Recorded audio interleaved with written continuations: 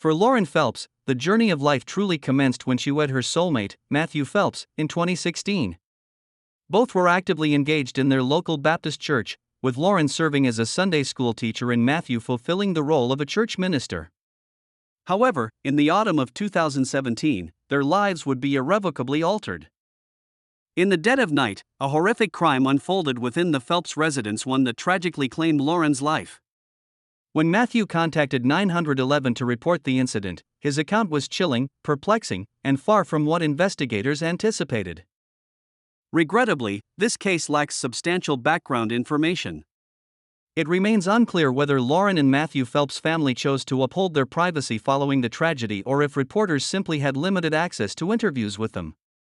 Consequently, the early lives of both individuals remain largely unknown. Interestingly, much of the information I have gathered about the couple originates from Instagram. It appears that Lauren was associated with a company called Sensi, which operates similarly to Avon and various other programs, allowing individuals to register online to sell products in exchange for a modest commission. Sensi specializes in fragrances, including products such as wax warmers and candles. It is important to note that they are not a sponsor. From my observations, Sensi may resemble a pyramid scheme, although I lack sufficient information about the company to make a definitive statement. This is merely the impression it conveys. Nevertheless, Lauren became associated with Sensi around 2015 or 2016, and it appears she was quite successful in her endeavors. During her tenure with the company, she received several awards, indicating her positive performance. It seems that her role at Sensi enabled her to enjoy a stay-at-home lifestyle while her boyfriend, who would later become her husband, pursued his education and training to serve as a pastor at their Baptist church. For those unfamiliar with the Baptist church, and I must confess my own limited knowledge of the Baptist faith, a pastor is responsible for leading services, delivering sermons, and occasionally providing counsel to congregation members. In contrast, in a non-denominational church, which I am more accustomed to, a pastor functions similarly to an elder, making decisions regarding the church's donations, outreach initiatives, and overall strategic direction. In the Baptist tradition, the situation is generally different. It appears that Lauren first encountered Matthew around the middle of 2014. The initial reference to Matthew on Lauren's social media platforms occurred in the autumn of that same year, and it seems that they developed a strong connection right away, officially becoming a couple in November 2014. Matthew and Lauren appeared to complement each other remarkably well, with all of Lauren's family members expressing their belief that the two were meant to be together, noting Matthew's honest and wholesome character. For Lauren, it seemed as though everything was finally falling into place, and she had discovered the partner she had long sought. Matthew embraced Lauren's true self and cherished her for it. While it is unclear whether Lauren had aspirations for higher education or a specific career path, it is evident that her life began to improve significantly after meeting Matthew. She became increasingly engaged with her local church community, and when Matthew expressed his desire to pursue studies to become a pastor, Lauren was more than willing to offer her support. The specifics of how the couple managed their finances during Matthew's time in school remain unclear. It is uncertain whether Lauren held a part-time job, if Matthew took on additional work, or if they received financial assistance from the church while Matthew pursued his studies. Regardless of their circumstances, they appeared to find great joy in their situation. It has been confirmed that Lauren did indeed have employment outside of her work with Sensi. After dating for nearly 2 years, the couple became engaged on Valentine's Day in 2016 and subsequently married later that same year. Their social media presence suggested that they were exceedingly happy together, portraying a seemingly perfect life. However, it is essential to recognize that social media often provides only a limited view of individuals' true experiences. Unfortunately, shortly after their marriage commenced, it began to deteriorate. According to Lauren's family, despite her outward appearance of happiness, she was deeply unhappy, largely due to her relationship with Matthew. It became evident that Matthew was not the person he had presented himself to be. From the outset of their marriage, Lauren and Matthew were navigating a precarious situation. It is widely understood that marriage typically involves the merging of finances. While some couples may choose to maintain separate financial arrangements, it is more common for partners to share their financial resources, including their income. This marked the beginning of difficulties for the Phelps family. During their single days, Matthew and Lauren enjoyed a harmonious relationship, as each maintained autonomy over their lives and shared only what they felt comfortable disclosing. However, with their marriage, they felt an implicit obligation to divulge every detail to one another, leading Lauren to uncover unexpected truths about Matthew. After a few months of cohabitation, Lauren became aware of Matthew's significant financial issues. While the extent of these problems remains unclear, friends and family of Lauren suggested that Matthew was spending money extravagantly, akin to a politician, despite having a minimal income that was insufficient to support such expenditures. It is reasonable to infer that Matthew was likely facing considerable debt, although this has not been definitively verified. According to Lauren's acquaintances, Matthew's lifestyle was unsustainable, which inevitably created serious strains in their relationship, leaving Lauren feeling overwhelmed shortly after their marriage commenced. Lauren was recognized for her resourcefulness, integrity, and a cautious approach to her lifestyle. In contrast, Matthew exhibited a more impulsive and reckless demeanor. Despite Lauren's repeated discussions with him regarding his excessive spending, Matthew struggled to reduce his expenditures, unable to break free from this pattern. For some individuals, shopping can become an addiction, serving as a means to mask their emotional pain and discomfort. This appeared to be the case for Matthew, who, despite outward appearances of success, a lovely wife, a rewarding career, and a nice vehicle, felt a profound sense of dissatisfaction with his life. Lauren's growing concern over Matthew's financial habits prompted her to restrict his access to their joint bank accounts. However, this measure proved ineffective, as he consistently found ways to circumvent her precautions. Consequently, their relationship became fraught with conflict, leading both Lauren and Matthew to reach a breaking point with each other. Lauren appeared determined to address the issues within her relationship, yet her patience was wearing thin. By mid-2017, she confided in several friends about her concerns regarding Matthew, leading her to doubt the viability of their partnership. Despite her efforts, she sensed that Matthew was unwilling to reduce his spending habits. For their relationship to progress towards starting a family, significant adjustments were necessary, but Matthew showed no inclination to make those changes. Compounding her worries, Lauren began to harbor suspicions about Matthew's fidelity, although she lacked concrete evidence at that moment. It was more an instinctive feeling than anything substantiated. Despite her attempts to overlook Matthew's shortcomings, they were becoming increasingly difficult to dismiss, resulting in a downward spiral in their lives. While Lauren found joy in her fashionable attire, Star Wars, dogs, and aspirations of motherhood, Matthew's interests lay in a different realm. He was not the person he presented himself to be, he possessed a darker side. In stark contrast to Lauren's more cheerful pursuits, Matthew seemed drawn to horror films and the macabre, particularly the film American Psycho. The film centers around the character Patrick Bateman, an investment banker who leads a dual existence as a serial killer. Friends of Matthew have noted that he exhibited an intense fascination with the movie, to the extent that he would occasionally don costumes of various characters during holidays. However, the situation took a more alarming turn during a casual conversation over drinks with a friend. During this exchange, Matthew unexpectedly broached the subject of serial killers and, without any apparent provocation, revealed that he often contemplated the experience of taking someone's life. While it is not uncommon for such thoughts to cross one's mind at various points in life, Matthew's curiosity appeared to be particularly unsettling. His friend observed a peculiar aura surrounding Matthew as he reflected on this notion, indicating that it was more than a fleeting thought. Shortly after this unsettling discussion, a tragic event occurred. The incident. On September 1, 2017, the Phelps couple were peacefully resting in their apartment, experiencing what seemed to be an ordinary night. They had retired for the evening and settled into bed as per their usual routine. However, during the night, Matthew was plagued by unsettling dreams that he found difficult to dispel. Matthew had previously disclosed his frequent struggles with insomnia, which led him to explore various methods to achieve restful sleep. He often resorted to over-the-counter sleep aids, although there were whispers suggesting he might have experimented with more potent substances. On this particular occasion, Matthew had consumed a significant amount of cough syrup, having been advised by a friend that it was an effective means to induce sleep.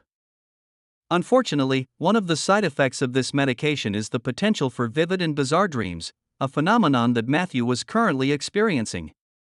While he never specified the nature of these troubling dreams, they were so distressing that he ultimately decided to rise from bed in an attempt to clear his mind and regain a sense of calm. As he quietly emerged from his bed, he stumbled toward the bedroom doorway and activated the light. However, upon turning to survey the room, he was struck with disbelief. Initially, he suspected he was still ensnared in a dream, but it soon became evident that this was a grim reality. When he pivoted, Matthew discovered Lauren sprawled on the floor, with the entire room stained in crimson. On the bed, he spotted a knife, and as he glanced down at his own attire, he realized he was drenched in red from head to toe. Confused and uncertain about his next steps, Matthew instinctively called the police. After dialing 911, he made a profoundly unsettling admission to the dispatcher. While conversing with the operator, he recounted a horrific dream, only to find his wife lying on the floor when the lights were illuminated. He hesitated before uttering, "I think I killed my," before trailing off. The dispatcher urgently inquired how such a tragedy could have occurred, but Matthew could only articulate the chaotic scene before him. It was evident that he was in a state of shock regarding the events that had unfolded. All he could convey was that he had consumed a significant quantity of cough syrup, only to awaken to this nightmarish scenario. As the conversation concluded, Matthew began to weep, expressing that his wife did not deserve such a fate. However, his initial shock was fleeting. When investigators arrived at the crime scene to gather evidence, they noticed a particular detail that was perplexing. Upon their arrival to interview Matthew, they observed that he appeared unusually clean. Despite his claim to the dispatcher that he was covered in red stains, he seemed to be in remarkably good condition for someone who had just encountered a crime scene. It did not take long for detectives to establish that Matthew had, in fact, cleaned himself up well before he made the 911 call. Personally, I find it hard to believe that if I were to wake up and discover my wife on the floor, with the bedroom filled with evidence, taking a shower would be my immediate priority. The police were quick to recognize this inconsistency. Throughout his interrogation and discussions with law enforcement, Matthew consistently upheld his narrative. Each time he was questioned, he consistently stated that he had consumed a significantly larger quantity of cough medicine than was advisable, subsequently going to bed and awakening to a crime scene. The police lacked any evidence to contradict his account, aside from the peculiar detail that he had tidied up before contacting emergency services. However, this action did not constitute a crime, it merely raised questions. Initially, Matthew upheld his innocence throughout the investigation, but he would later make an unexpected confession that astonished everyone involved. In the aftermath, investigators found themselves at a crossroads of uncertainty. The evidence presented a coherent narrative of the events that transpired that night, yet Matthew's explanation also held a degree of plausibility, at least to a certain extent. Matthew asserted that he was impaired by cough syrup during the incident, a claim that seemed credible. Nevertheless, the cough syrup's manufacturers stated that their extensive research had found no correlation between the medication and violent behavior. While the police remained skeptical, they were unable to establish substantial proof at that moment. During the course of his trial, Matthew engaged in a conversation with the presiding judge. As their dialogue progressed, a noticeable transformation occurred in Matthew's demeanor. Until that moment, he had exhibited no indications of remorse. In fact, investigators at the crime scene had observed that he displayed minimal emotional response, asserting that he did not even produce genuine tears. However, as he conversed with the judge, Matthew experienced a significant change and ultimately confessed to the crime. While recounting his version of events, he began to acknowledge the possibility of his involvement. Shortly thereafter, he implied that the cough syrup likely had no bearing on his behavior that night. The judge inquired, "Are you admitting guilt?" To which Matthew responded affirmatively. Some prosecutors speculate that this admission was a strategic move to evade the death penalty, while others contend that he was genuinely beginning to express remorse. It remains challenging to ascertain the truth of the matter. Nevertheless, this development marks only the beginning of a more troubling chapter for Matthew. While the investigation was still ongoing and the trial was in progress, detectives successfully identified several social media accounts belonging to Matthew. He operated two Instagram accounts, one named Marty Radical and the other Uncanny Matty. On his Marty Radical account, Matthew predominantly shared screenshots and quotes from the film American Psycho. This account has since been made private, preventing confirmation of the specific posts he shared. However, the profile picture remains accessible, depicting Christian Bale from the film, splattered with red, which strongly suggests the validity of the allegations against him. Regarding Matthew's second account, it is noteworthy that the content of his bio has not aged favorably. The only visible portion of this page includes a message stating, "I'm just a pitiful anonymous, drifting into the abstract. I can't seem to tell if I am dreaming anymore." Law enforcement has put forth several bold theories, suggesting that Matthew's obsession with American Psycho, coupled with his frustration over his wife's attempts to manage their finances and her threats of divorce, may have driven him to a breaking point. In a moment of intense anger, it is alleged that he performed one of his preferred scenes from American Psycho, inflicting over 120 distinct wounds on his wife, subsequently taking the time to clean himself before contacting the authorities. Although Matthew has never acknowledged these accusations, it seems reasonable to consider that investigators may be correct in their conclusions. Following the incident, Lauren's family has publicly addressed the situation, with her father expressing remorse regarding the final weeks of Lauren's life. He noted that shortly before her tragic death, he observed a significant change in her behavior. She appeared paranoid, fearful, and anxious about an unspecified issue. He laments not probing her further about these feelings, believing this may suggest that Matthew's actions were premeditated, and that Lauren sensed impending danger. Compounding the situation, Lauren had also discovered Matthew's infidelity. According to her sister, she spoke with Lauren mere hours before the incident, during which Lauren revealed that she and Matthew had been in a dispute over his alleged affair, after she had seen him leaving the house to meet another woman. Lauren's sister suspects that the two were likely revisiting a previous argument when Matthew lost control and began to assault Lauren.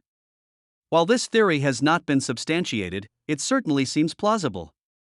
The full extent of the truth may remain elusive, but Lauren's family has been profoundly devastated by the entire ordeal, a sentiment that is perhaps self-evident at this stage. Lauren's mother characterizes Matthew as a skilled manipulator, asserting that the crime was premeditated for several months prior to its occurrence. However, I have found no compelling evidence to support this assertion. According to Lauren's mother, law enforcement officials reportedly informed her that most of Lauren's injuries were inflicted from behind, leading them to believe that Matthew had knocked her to the ground, positioned himself on top of her, and delivered the majority of the wounds while she was unable to defend herself. In a poignant reflection, Lauren's father stated, "I think about it every day. What I did wrong. What I missed. To this day, I regret not being more aware and vigilant. I accepted everything at face value." When questioned about the possibility of forgiving Matthew in the future, Lauren's father firmly responded, "No. I will carry this to my grave, and my hatred for him will endure." Ultimately, Matthew received a life sentence in prison without the possibility of parole. I anticipate that some viewers of this video will rush to the comments section to express their outrage regarding how this so-called Christian man murdered his wife, claiming that the church is a fraud in advocating for the prohibition of Christianity, which they perceive as merely a myth designed to exploit individuals financially, while also arguing that the Bible incites violence. It is important to clarify that Matthew did not embody the principles of a Christian man. In reality, Matthew was a charlatan, a mere caricature. Notably, one of his social media profiles did not identify him as a pastor or even a pastor in training. Instead, it labeled him as an entrepreneur. True Christianity involves adhering to the example set by Christ, aiding those in need, loving one's neighbors, engaging with the world while maintaining a distinct moral compass, and following the straightforward directives provided by God to his followers. Matthew exemplified none of these virtues. He was a man filled with animosity who had long abandoned genuine religious principles. He does not reflect the character of any Christian I have encountered, and it is disheartening to associate him with the role of a minister of God's word. He was merely a predator disguised as a sheep, and Matthew ultimately faced the consequences he warranted. In the context of Christianity, it is important to acknowledge that, despite the discomfort it may bring, the opportunity for redemption always exists. It is my sincere hope that Matthew will have the chance to genuinely transform his life before it concludes, recognizing the pain and suffering he has caused to numerous innocent individuals. Perhaps he can initiate this change before it is too late. Thank you for joining us for another episode of True Crime Stories.